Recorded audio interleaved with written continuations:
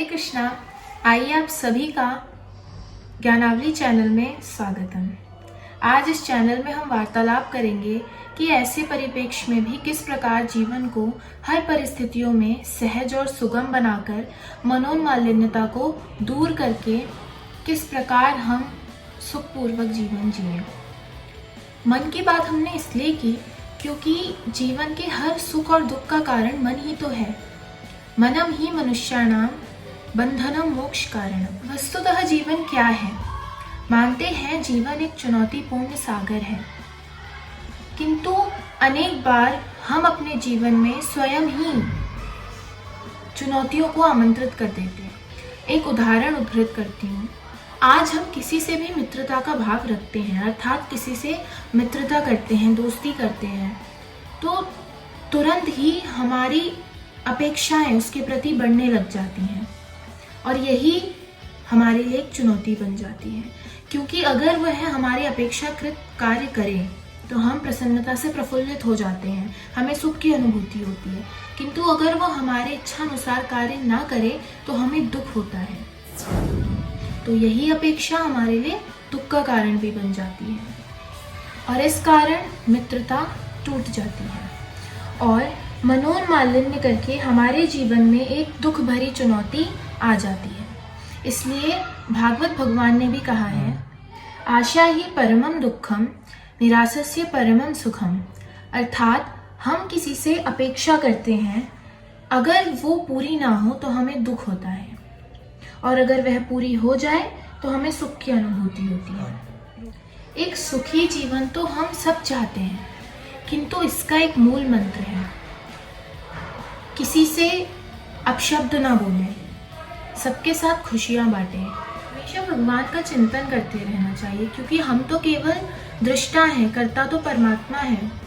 क्योंकि हम सिर्फ देखते हैं, करते तो भगवान ही हैं। इसलिए सदैव भगवान का चिंतन करते रहना चाहिए। कोई भी कार्य हम प्रारंभ करते हैं, उसका परिणाम आने से पहले ही हम उससे अपेक्षाएं लेके बैठ जाते हैं, जो कि सही नहीं है। क्योंकि अगर परिणाम हमारी अपेक्षा के अनुकूल नहीं आया, हमारे अनुकूल नहीं आया, सही नहीं आया, तो यही अपेक्षाएं हमारे दुख का कारण भी बन जाती हैं। सुख दुखे समय कृत्वा लाभाम लाभो जया जयो। अर्थात सुख दुख परिणाम और दुष्परिणाम को समान समझकर ही हमें कोई कार्य करना चाहिए। जीवन में सुख और दुख आएंगे क्योंकि ये स्वाभाविक है और प्राकृतिक नियम भी। क्योंकि जीवात्मा पाप तथा पुण्य के प्रभाव को लेकर ही देह धारण करती है। दूसरा भाव यह भी है कि अगर हमारी अपेक्षाओं अनुसार कार्य हो तो हम उसे सुख मान लेते हैं और अगर हमारी इच्छा अनुसार कार्य ना हो तो हम उसे दुख मान लेते हैं और यही हमारे जीवन में एक चुनौती एवं दुख का कारण बन जाता है। इसलिए सुख दुख का प्रभाव हमारे अंतःकरण में ना पड़े, सहजता से अपेक्षा रहित जीवन जीना चाहिए। हमने देखा जीवन के हर सुख दुख और चुनौतियों का कारण इच्छाएं, आशाएं एवं अपेक्षाएं ही हैं। भगवान श्री कृष्ण के उन मूल मंत्रों का स्मरण आता है कि सुखम वा यदि वा दुखम स योगी परमो मतः। किसी व्यक्ति की इच्छाएं ही उसके दुख का कारण है। इसीलिए अनपेक्षापूर्ण जीवन जीने के लिए भगवान श्री कृष्ण के शब्द प्रसाद मंत्र श्लोक की ओर ध्यान आकर्षण करना चाहिए। योग क्षेमम वहाम्यहम्। सबका मैं ही योग एवं क्षेम करता हूँ, देता भी मैं ही हूँ और रक्षा भी मैं ही करता हूँ।